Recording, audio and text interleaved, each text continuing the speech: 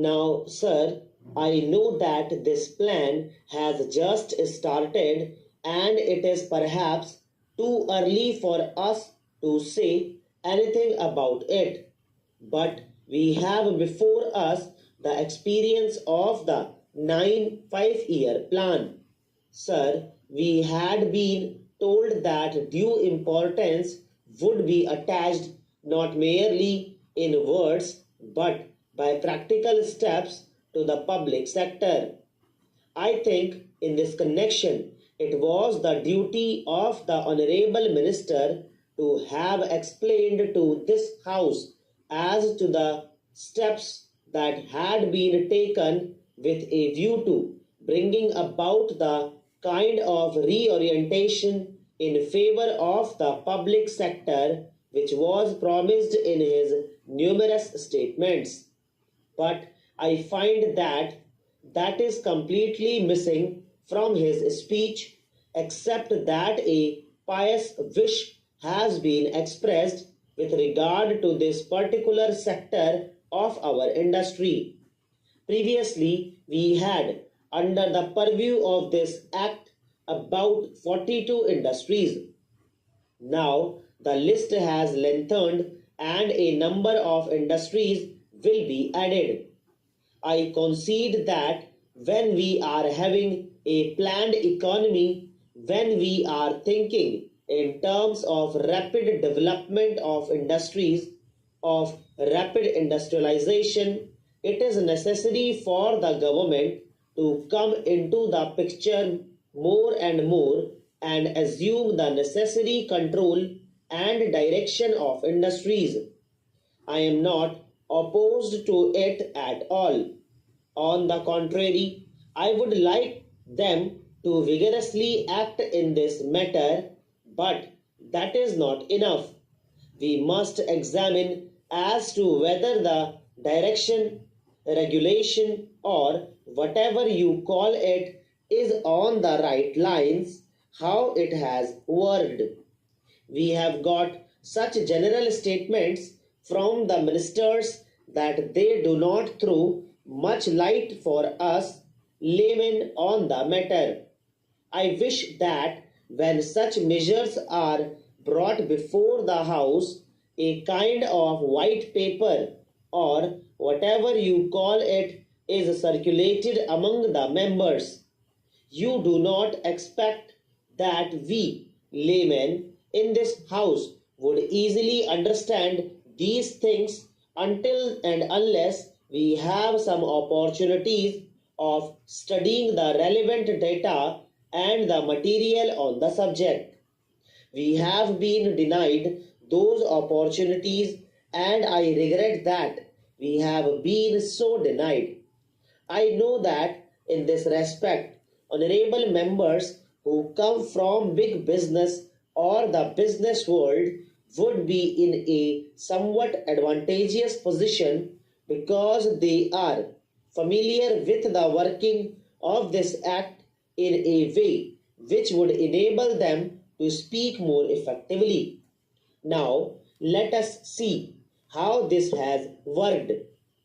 I know that when this measure was first brought before the House several years ago, there was much opposition to it which came not from the public but from certain business interests.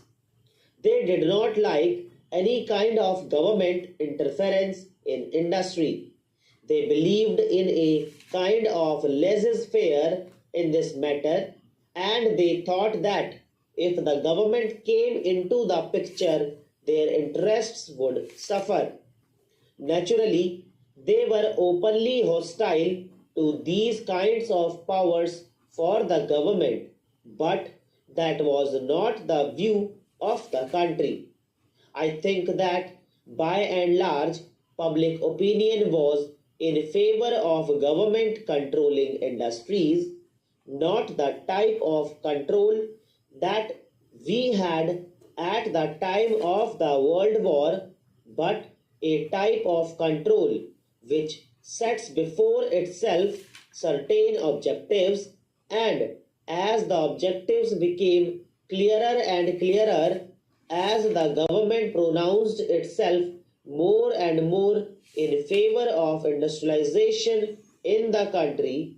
Public opinion strongly veered round that particular point of view of the government in this matter, namely that government should have control over our industries, but it is the government which has not lived up to its promises. I think that in some respects they have let the people down and the expectations of the people have been belied. Now, take for instance the period between 1991 when the measure was first adopted and now. What do we see? We do not have compact figures for the entire period. We have got only certain figures with regard to this matter. I would refer only to the progress reports on the seventh 5-year plan. There you will see that the government had not taken any very effective steps for the development of the public sector.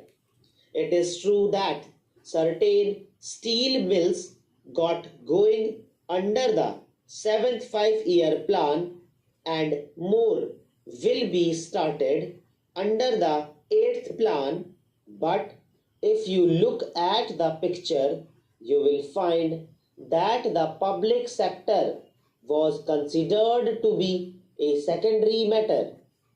It was the private sector which got all the attention and assistance of the government. I am not at all suggesting that government was totally unmindful of the public sector. What I am saying is that when the government entered into the picture, it did not give to the public sector the attention that it deserved.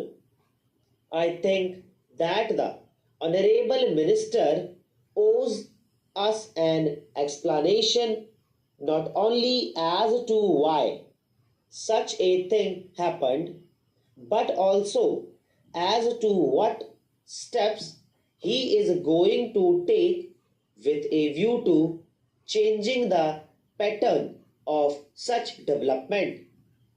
So दोस्तों इसी के साथ आज की